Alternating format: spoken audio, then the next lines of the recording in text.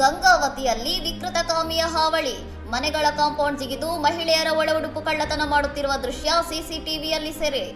ಗಂಗಾವತಿ ಪಟ್ಟಣದ ಸಿಬಿಎಸ್ ಬಡಾವಣೆಯಲ್ಲಿ ಕಳೆದ 3-4 ದಿನಗಳಿಂದ ಒಣ ಹಾಕಿದ ಮಹಿಳೆಯರ ಬಟ್ಟೆಗಳು ಕಾಣೆಯಾಗುತ್ತಿದ್ದು ಸ್ಥಳೀಯ ನಿವಾಸಿಗಳಲ್ಲಿ ಆತಂಕ ಮೂಡಿಸಿದೆ.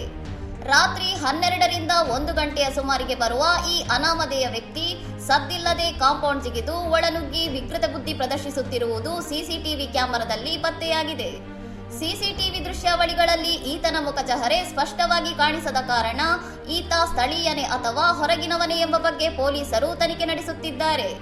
ಈ ಹಿಂದೆ ಬೆಂಗಳೂರಿನ ರಾಜಗೋಪಾಲನಗರ ಮತ್ತು ಮಡಿವಾಳ ಭಾಗದ ಲೇಡೀಸ್ ಪಿಜಿಗಳಲ್ಲೂ ಇಂತಹುದೇ ವಿಕೃತ ಘಟನೆಗಳು ವರದಿಯಾಗಿದ್ದು ಈಗ ಗಂಗಾವತಿ ಜನರನ್ನು ನಿದ್ದೆಗೆಡಿಸಿದೆ. ಘಟನೆಗೆ ಸಂಬಂಧಿಸಿದಂತೆ ಗಂಗಾವತಿ ಪೊಲೀಸ್ ಠಾಣಾ ವ್ಯಾಪ್ತಿಯಲ್ಲಿ ಪ್ರಕರಣದ ಚರ್ಚೆ ನಡೆಯುತ್ತಿದ್ದು ಮಹಿಳೆಯರು ಮತ್ತು ಒಂಟಿಯಾಗಿ ವಾಸಿಸುವವರು ಎಚ್ಚರಿಕೆಯಿಂದ ಇರುವಂತೆ ಸೂಚಿಸಲಾಗಿದೆ. ಇನ್ನಷ್ಟು ಸುದ್ದಿಗಳಿಗಾಗಿ ನೋಡ್ತಾ ಇರಿ ಸೌರಂ ಟಿವಿ.